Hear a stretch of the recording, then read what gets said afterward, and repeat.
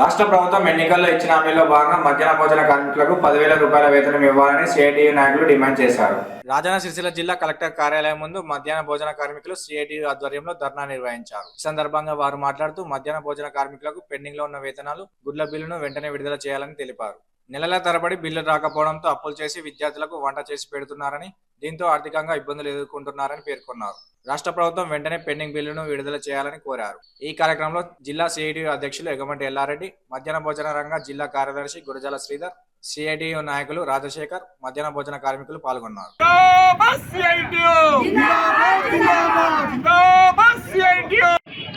ఈరోజు మధ్యాహ్న భోజన కార్మికుల సమస్యలపై రాష్ట్ర పిలుపులో భాగంగా రాష్ట్ర పిలుపు 16వ తేదీ 17వ తేదీ 2 రోజులు కలెక్టర్ కార్యాలయం ముందు సమస్యలపై నిరాహార దీక్ష చేయాలని పిలుపునివ్వడం జరిగింది. అందులో భాగంగా రాజన్న సిరిసిల్ల జిల్లాలో 17 తారీఖు నాడు కలెక్టర్ ముందు ధర్నా కార్యక్రమం నిర్వహించడం జరిగింది. మధ్యాహ్న భోజన కార్మికులకు కాంగ్రెస్ ప్రభుత్వం అధికారంలోకి రాకముందు వీరికి మధ్యాహ్న భోజన కార్మికుల సమస్యలు పరిష్కరిస్తాము, వీరికి మేము అధికారంలోకి వస్తే గౌరవ వేతనం 10,000 ఇస్తామని ఇప్పటికీ సంవత్సరం దాటిన మధ్యాహ్న భోజన కార్మికుల సమస్యలపై మాట్లాడిన పాపాన లేదు.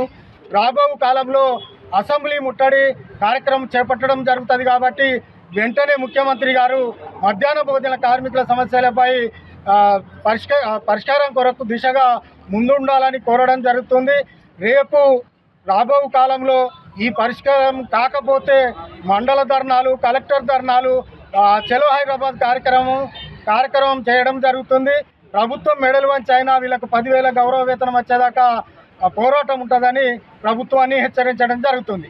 ఈరోజు రాజన్న సిరిసిల్ల జిల్లా కలెక్టర్ కార్యాలయం ముందు రాష్ట్ర కమిటీ పిలుపులో భాగంగా నిన్నటి రోజు 16, 17 తేదీలలో వంట వార్పు కార్యక్రమం పిలిపించిన సందర్భంలో ఈరోజు కోనరావుపేట మండలం మధ్యాహ్న భోజన కార్మికుల ఆధ్వర్యంలో సిఐటియు ఆధ్వర్యంలో ఇలా ధర్నా కార్యక్రమం నిర్వహించడం జరిగింది.